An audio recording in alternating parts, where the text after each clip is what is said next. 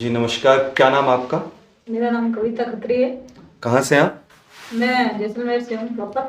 अच्छा, तो आपको कहाँ का कैंसर था? मेरे को पहले गोइटर था जो लगभग 7-8 साल से था। जी। काफ़ी बड़ा हो गया था। उसके बाद में मैंने ऑपरेट करवाया। तो ऑपरेशन के टाइम में तो जो जांचें वगैरह हुई उसमें यही कहा गया कि भाई गोइटर है आपकी। जी। और जब मेरी बायोप्सी हुई तो उसके अंदर जो है मतलब हाफ उन्होंने थायराइड मेरी रिमूव कर दी थी। और जो बायोप्सी हुई बायोप्सी में ये कहा कि भाई इसमें जो PFTC होता है पेपिलरी फाइब्रोइड थायराइड कार्सिनोमा जी। वो उसके अंदर डिटेक्ट हुआ।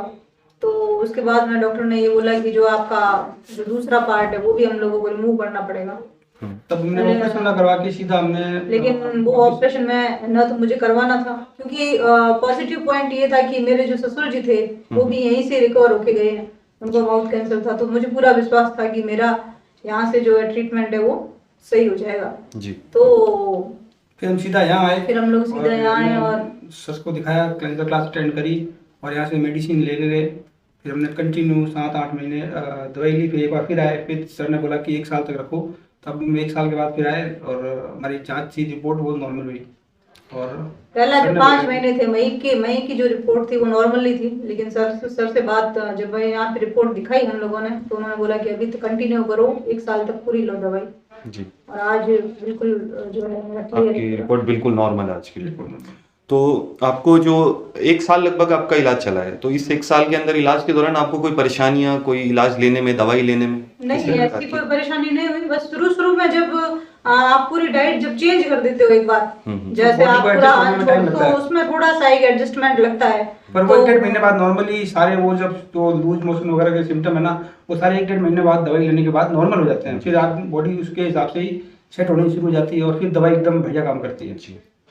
तो यहाँ का रिकमेंडेशन आपके ससुर ससुर जी जी से उनसे मिला था? वो तो हम लोगों ने बिल्कुल क्योंकि उनकी दवाई तो मैंने अपने हाथों से उनको जो पूरी दवाई मैं खुद बना के देती थी तो मुझे पूरी उनकी जानकारी थी। जी जी जी। वो और बस हम कुछ पूरा भी था। जैसे वीडियोस वगैरह नवग्रह आश्रम की जैसे चैनल की वीडियो देखते थे तो हमें काफ़ी जानकारी मिलती थी, थोड़ी हिम्मत भी रहती थी।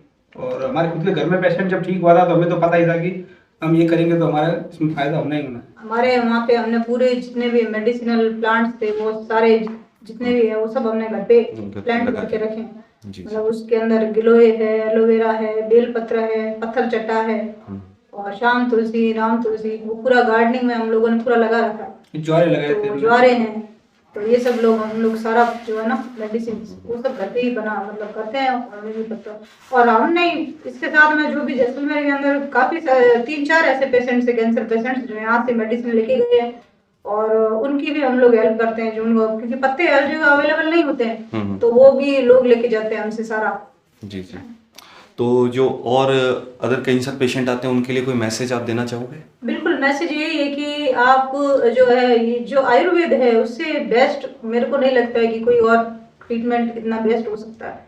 क्योंकि ये 100% अगर हम लोग पूरा अपनी डाइट को कंट्रोल करें और पूरा एक डिसिप्लिन के साथ में अगर फॉलो करेंगे तो ऑब्वियसली रिजल्ट जो है वो पॉजिटिव ही है। पॉजिटिव आएगा। जी जी जी।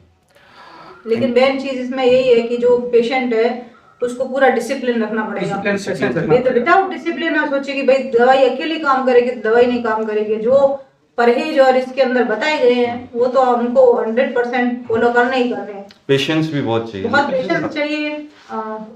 तभी रिजल्ट मिलेगा। मेरे फादर का 1.5 साल बाद रिजल्ट आया था जब वो एकदम से सिंक हो गई थी और काट फूटे, उनका पूरा दर्द खत्म हो गया था। तब हमें लगा कि बिल्कुल ठीक है। उसके विथिन 3 या 4 मंथ बाद वो पूरे एकदम रिकवर कर गए। एकदम से उनका जो कैंसर था पूरा कट गया था। ये हमारे मतलब वो था तो वो मैंने 1.5 साल तक रखा पेशेंस, उसका हमें बेनिफिट मिला। चलो आपसे लोगों को कुछ सीखने को मिले और लोगों को हिम्मत मिले। इसी के साथ भगवान धन्वंतरी आपको आरोग्य प्रदान करे, सुखी रखे। जय धन्वंतरी, जय आयुर्वेद। Thank you.